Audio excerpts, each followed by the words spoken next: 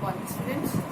Today we are starting our new content of the subject history, and our today's content is the changing cultures and the traditions. So in the previous video we have clear about the how do the changes in the 14th, 15th and the 16th century in the France or England. There is a greatest change we have seen with different sectors like a religious sector, social sectors and the industrial sector.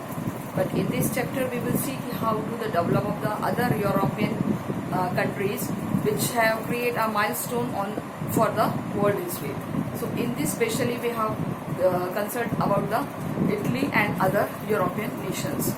So one by one we will take how the main journey was started in the Italy and what was this scenario, and that times they developed to the create a history, and they develop in the sector of technology, they develop in the sector of industrialization. First of all, we start specialization in the education or university sectors. So here we are starting from our today's chapter, that is the changing culture and tradition.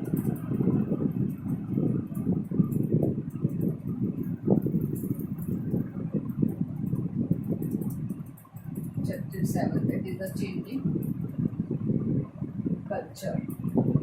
इस पर our topic that is the changing cultures की यहाँ पर change हुआ था culture and the tradition और traditions in the sense that is the परंपराएं, how do they change, how do they reflect the other ways. So in this segment we will clear about this customs. So first of all, this story is related to the 14th century to end of 17th century. यानी कि जो ये हमारी story है 14th century से लेकर 17th century के बीच में जो भी एक प्लेसेस यात्राएं आती हैं उसके बारे में हमें इसमें पता चलेगा. और स्पेशली कहाँ से रिलेटेड है ये? यूरोप से. Which continent? That is in the Europe. So all these stories are related to the Europe, where the urban centers was developed. Which center? Urban center. Urban center in the sense नगर, मतलब शहर. Clear? किस तरीके से वहाँ पर अब शहर धीरे धीरे डेवलप होने लग गए थे. So people start began to themselves as a civilised, जिन्होंने अपने आप को क्या समझना शुरू कर दिया? सिविलाइज्ड. सिविलाइज्ड यानी कि वो लोग बहुत ज़्यादा अच्छे हैं, बहुत ज़्यादा सभ्य हैं एज कंपेरेटिवली विलेजेस. ठीक है, यानी रूरल के पीपल के कंपेरेटिवली बहुत ज़्यादा अच्छे हैं. तो वहाँ पर 3 जो सेंटर्स हैं, the particularly become the centre of learning. तो लर्निंग के 3 centre, that is the 3 centres for learning. यानी कि शहर जब डेवलप होने लगे तो there are 3 centres for the learning. Learning के लिए 3 सेंटर्स बनने लग गए, और वो 3 सेंटर्स थे particularly that is the Florence, Venice और रोम. फ्लोरेंस, वेनिस और रोम. क्लियर? सो ये 3 सेंटर डेवलप हुए हैं एज अ क्या बोलते हैं उन्हें? Learning centres. Okay. So the invention of printing the same time the made a books and the print available. इसी टाइम पर वहाँ पर क्या डेवलप हुआ है? प्रिंटिंग. Development in printing. तो इससे क्या बनने लगी? बुक्स. और आपको पता ही है कि जब बुक्स छपने लग जाती है तो it means that is a source of the information, source of the knowledge. Okay, or this available the people include these the districts where our countries. A sense of history developed by the Europe and people constructed the modern world with the ancient, one of the Greek and the Roman. अब वो compare करने लग गए. किस से compare करने लगे? Modern world, यानी कि मॉडर्न यूरोप. किससे करने लगे? रोमन और ग्रीक, एंशिएंट. ये न्यू. तो अब ये कंपैरिजन शुरू हो गया कि न्यू यूरोप यानी मॉडर्न यूरोप और अदर पार्ट जो कि ग्रीक्स और रोमन्स का एंशियंट पार्ट था. Okay, so one by one we will clear कि how do they changes, how do they compare to the each other. So सबसे first of all की जो religious can be seen the something which individual should close to himself. अब यानी कि जो पहले यहाँ पर सबसे ज़्यादा इन्फ्लुएंस किसका था? चर्चेस. यहाँ सबसे ज़्यादा किसका इन्फ्लुएंस था? चर्चेस का. और जो किस बेसिस पर करती थी? रिलीजियस बेसिस पर सारे काम करती थी. अब वो कस्टम धीरे धीरे चेंज होने लग गया. क्लियर कि जो चर्चेस की मिथ्स थे यानी गलत फहमियाँ थी क्या कि earth centre belief was over centre and the scientist we begin to understand the solar system. यानी कि अब यहाँ पर रिलीजियस को गलत ठहराने लगे और यहाँ पर अब क्या चीज़ डेवलप होगी? साइंटिफिक मेथड, जिसमें सोलर सिस्टम को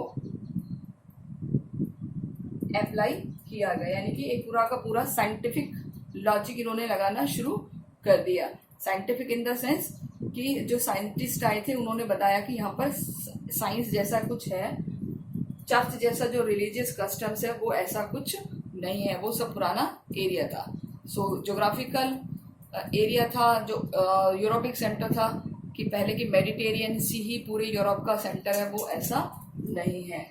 सो मेडिटेरियन सी के रिगार्डिंग भी उनकी बहुत सारी चीज़ें रिमूव हुई थी. One another thing we will see about the कि ये कैसे शुरू हुआ कि 19th सेंचुरी में historian use to term the renaissance. Which century? 19th century. कौन सा वर्ड यूज किया है? रेनाइसेंस. रेनाइसेंस का मतलब होता है पुनर्जागरण. That is the Renaissance. इसका मतलब होता है पुनर्जागरण. पुनर्जागरण मतलब किसी को जगाना या फिर हमारी जो पुरानी नींद थी यानी कि जो हम पुराने में विश्वास करते थे उससे अवेयर होना.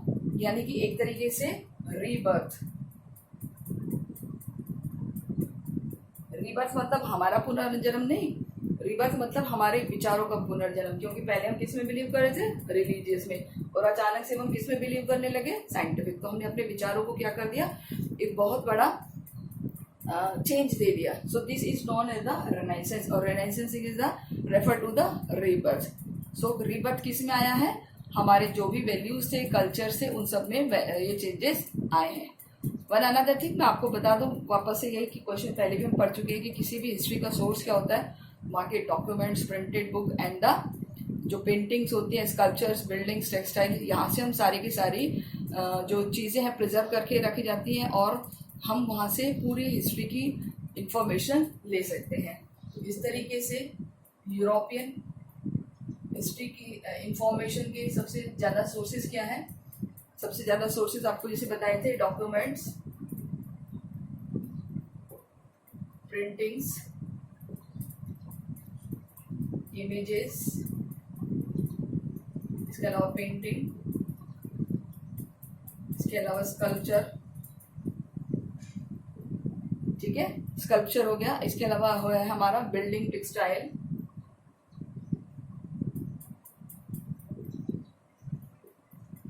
एक्सेट्रा. ठीक है, तो किसी भी हिस्ट्री को फाइंड आउट करने के ये सारे सोर्सेस होते हैं. सो जस्ट लाइक दी कि वहाँ पर जो रोमन एम्परर है इन्होंने किस तरीके से फाइंड आउट किया है हिस्ट्री को.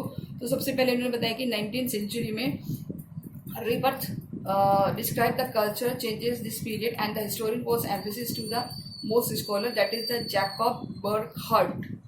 रिमेंबर दिस पर्सन, जैकब कहाँ का था? एक स्विस स्कॉलर था, जैकब बर्कहर्ट.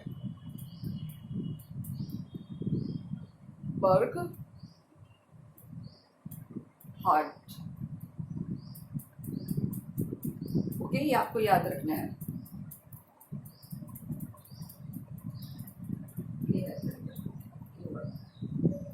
क्लियर?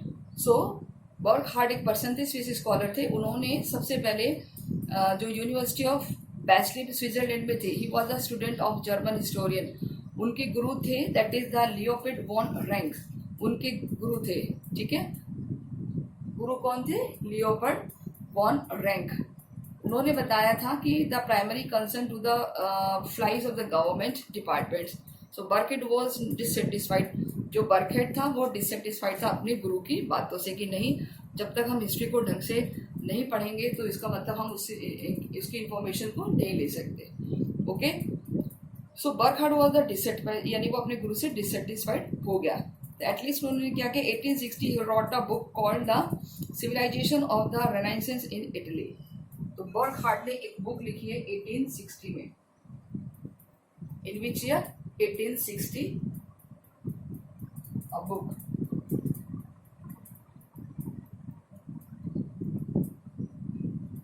और इस बुक का नाम क्या है? That is the civilisation of the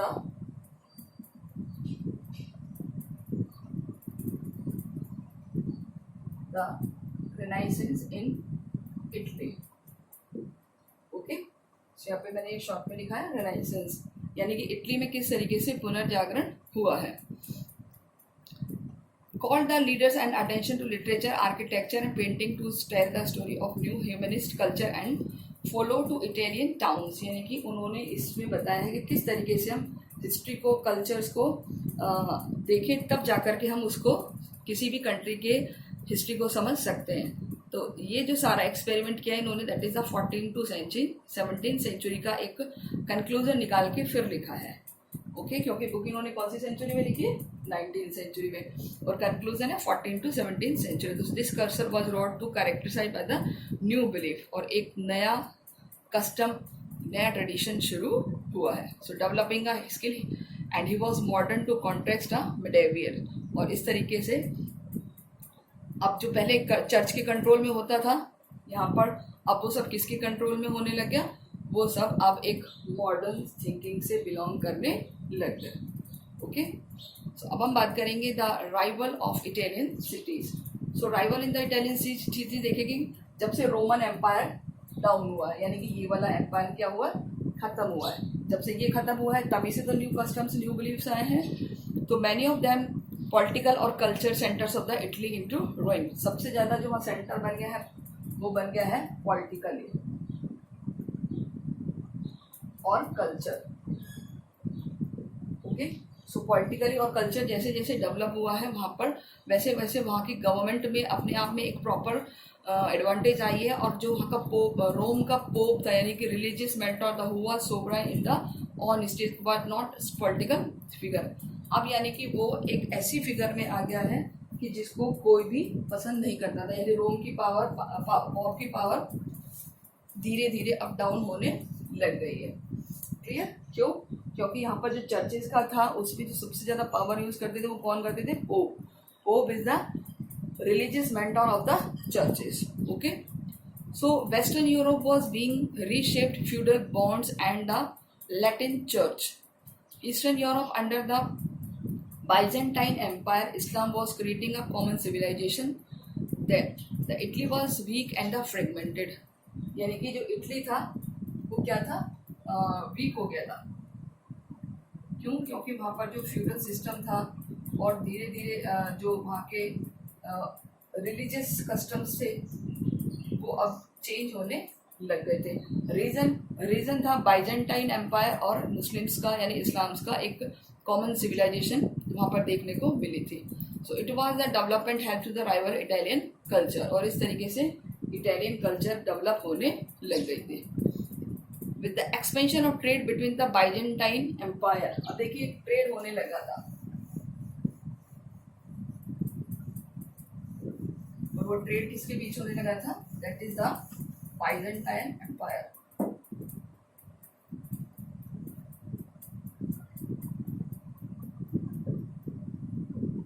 trade centres, तो कौन कौन से ट्रेड के सेंटर्स बने हैं?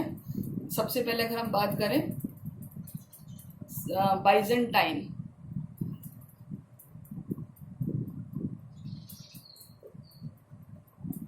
ओके, सो बाइजेंटाइन, और उसके अलावा है इस्लामिक एम्पायर, यानी कि इस्लामिक, और दोनों में ट्रेड हुआ है और ट्रेड के थ्रू इटली का जो एरिया है वो डेवलप होने लग गया, क्योंकि जो पोर्ट थे इटालियन कोस्ट के वो अब धीरे धीरे ट्रेड के लिए काम आने लगे। आपको पता है पोर्ट्स क्या होते हैं? पोर्ट्स जो सारे बैंकॉक रिवर्स होते हैं या ओशनिक होते हैं, ये क्या कहलाते हैं? पोर्ट। तो ये सारे जो पोर्ट थे, यानी इटली के अगर हम मैप देखें तो बिल्कुल सी के बिल्कुल बीच में है, ये लिखा हुआ ना इटालियन स्टेट। अगर आप मैप देखेंगे तो इधर भी सी, इधर भी सी, तो उसके जो किनारे हैं उन पे सारे ये कंट्रीज बसे हुए थे इटली के। तो ये सारे इनको क्या फ़ायदा मिला? ट्रेड का फ़ायदा मिला। भाई आपको यहाँ पे आना है, रुकेंगे आप, फिर यहाँ अपना कोई बिजनेस करेंगे, फिर वापस आपको कहाँ जाना है? अदर कंट्रीज़ में, लाइक जो चाइना वगैरह है। तो यहाँ पर मंगोल्स वगैरह यूज़ करते थे इस रूट को, और इस रूट को किस नाम से जाना गया है? Silk route. किस नाम से जाना गया है? द सिल्क रूट, जो 5th चैप्टर में था, बट आपने अभी वो नहीं पढ़ा। And the trade with the western Europe countries, और ये ट्रेड होता था किसके साथ? वेस्टर्न यूरोपियन कंट्रीज के साथ। और इस तरीके से ये एरिया धीरे धीरे डेवलप होता चला गया। यानी कि so Italy played a centre role. इन सब में सबसे सेंटर में कौन था? Italy country. The longer saw a part powerful empire but is independent city state Florence और वेनिस। यहाँ के दो शहर, दैट इज द फ्लोरेंस और वेनिस, ये सबसे ज़्यादा डेवलप हुए। ये कैसे थे? Work republic. कैसे थे ये? रिपब्लिक। ओके, और बाकी सारे कैसे थे? बाकी सारे तो प्रिंसली स्टेट्स थे। So the vibrant cities Venice and another Geneva. इसके अलावा जिनेवा,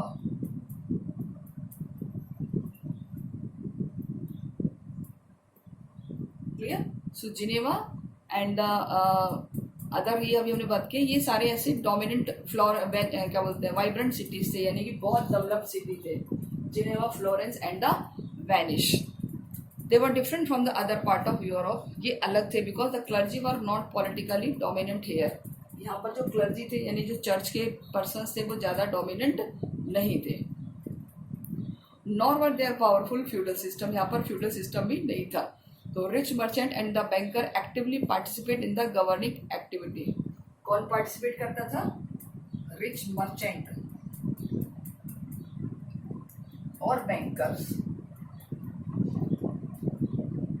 जिसकी वजह से वहां पर ट्रेड डे बाय डे बढ़ता चला गया। Okay, and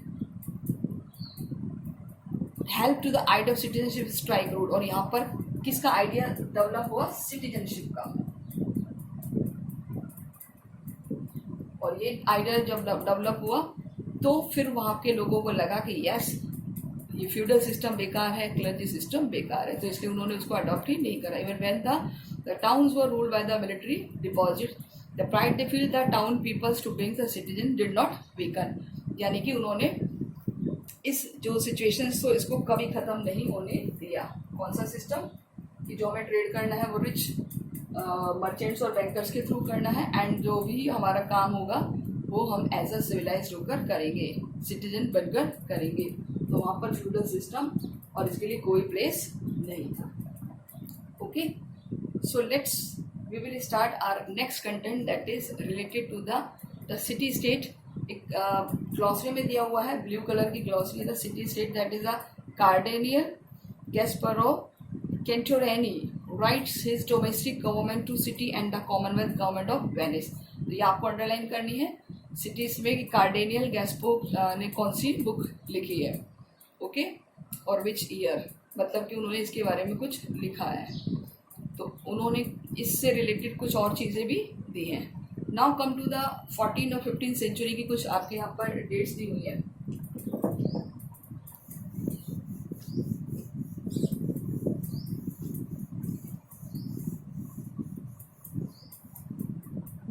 So some dates या timeline. It is given in your book 14 और 15 सेंचुरी की, 14 and 15। तो ये आपको टाइमलाइन करनी है। जैसे कि 1300 में the humanity taught the Padua university in Italy, Padua university Italy 1300। तो इस तरीके से आपको एक टेबल भी प्रिपेयर करनी है। इसके अलावा Petra given the point lecture in the Rome, यानी कि एक राजकवि का जो डेजिग्नेशन है वो दिया था। इसके अलावा यूनिवर्सिटी एस्टेब्लिश हुई फ्लोरेंस में 1349 में, यूनिवर्सिटी एस्टेब्लिश इन फ्लोरेंस 1349। तो इस तरीके से आपको एक ये टेबल प्रिपेयर करनी है। Now we will see about the universities and the humanities. So universities और ह्यूमैनिटिज्म का मीनिंग होता है कि किस तरीके से जो यूनिवर्सिटी है वो डेवलप हुई थी। वहाँ का एक रीज़न था, वो रीज़न था दैट इज़ कि जो अर्लियर यूनिवर्सिटी तो सबसे पहले यूरोप में और इटली में डेवलप हुई है। तो सबसे पहले यूनिवर्सिटी यानी कि अर्लियर टाइम में जो यूनिवर्सिटी है कहाँ पर डेवलप हुई है, यूरोप में और इटली में। यानी फ्लोरेंस में आपको बता दिया, तो इटली में डेवलप हुई है। The university of Padua and the Bologna has been the centre of legal studies of the 11th century. तो दो सेंटर थे पेडुआ, कौन कौन से हैं, पेडुआ and the bologna.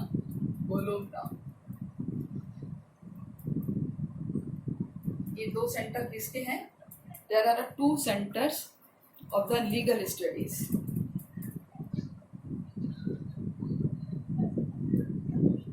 Legal studies के टू सेंटर कौन कौन से हैं? Bologna and the पेडुआ।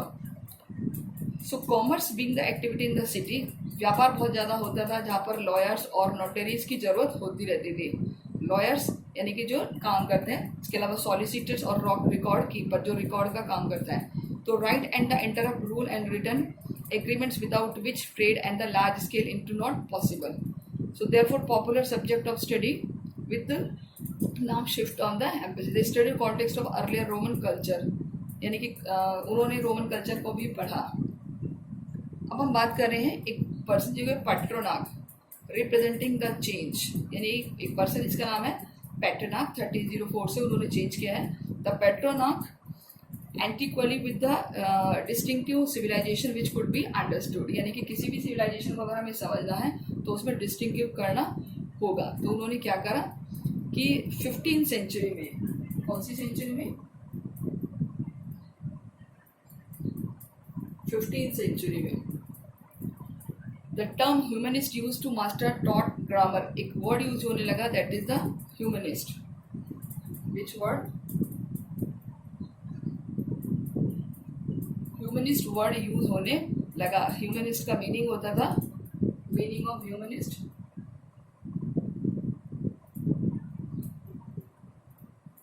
एक पर्सन जो कि एक मास्टर है, किसमें, ग्रामर में, जो पढ़ा सकता है, ग्रामर है, इसके अलावा रेटॉरिक यानी अलंकार है, पोइट्री है, हिस्ट्री है, फिलॉसफी है। The Latin word humanities which come to humanities was drive, और ये ह्यूमैनिटीज वर्ड कौन सी लैंग्वेज से लिया गया था?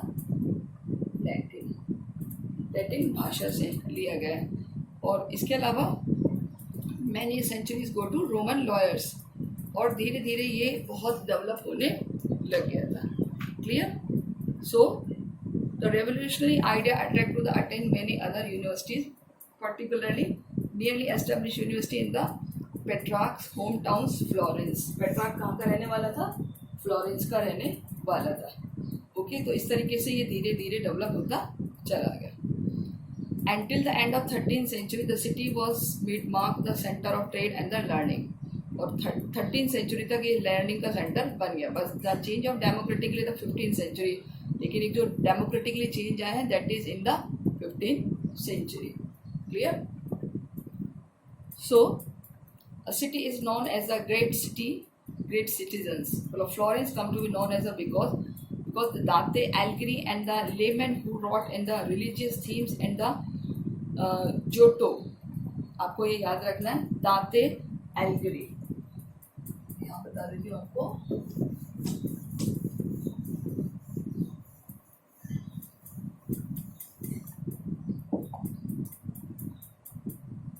दांते एलिगरी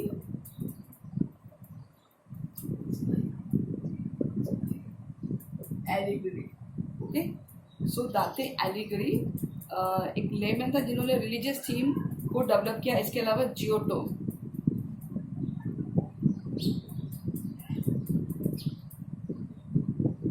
वो बोलते हैं जोटो. ओके, ये दोनों नेम है. एक आर्टिस्ट था who painted life like portraits. उसने बहुत अच्छी अच्छी क्या बनानी शुरू कर दी, पेंटिंग्स, क्योंकि ये क्या था, एक painter. Clear?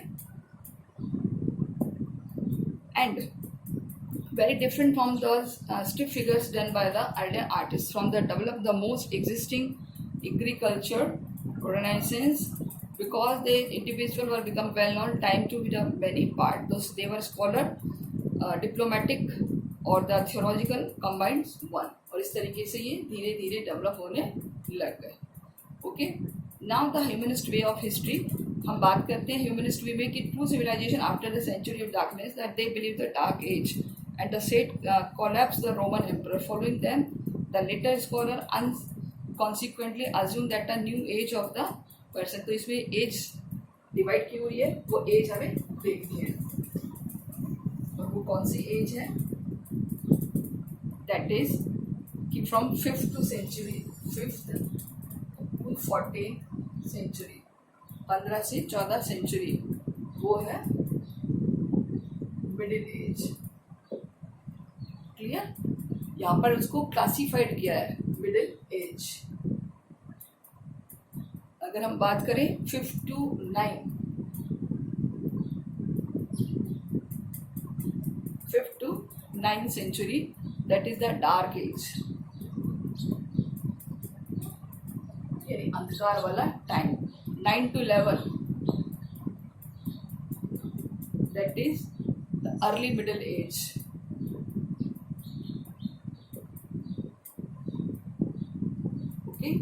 And 11 to 14th century, और ये है हमारी the late middle age.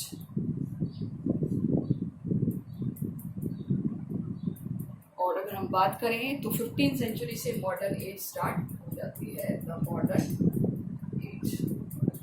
Okay, तो इस तरीके से इसको क्लासिफाइड किया गया है, इसकी डेवलपमेंट प्रोसेस को क्लासिफाइड किया गया है. So recently historians have question in the this division which more research they are doing found about the Europe at this period. So increasingly relocate the big sharp division between the terms being carefully so period as the dark age. So dark age और इसमें इस तरीके से distinguish किया. After the distinguish they find out कि they have seen in the different kind of situations. So I hope so students, जो भी आपके डाउट्स हैं वो लाइव क्लास क्लासेस में आप सॉल्व करेंगे. अभी क्वेश्चंस भी और इसके हम सॉल्व कराएंगे, तो आप इसको देखते चलिए, पढ़ते चलिए. जो भी प्रॉब्लम हो तो you can ask. Okay, thank you students.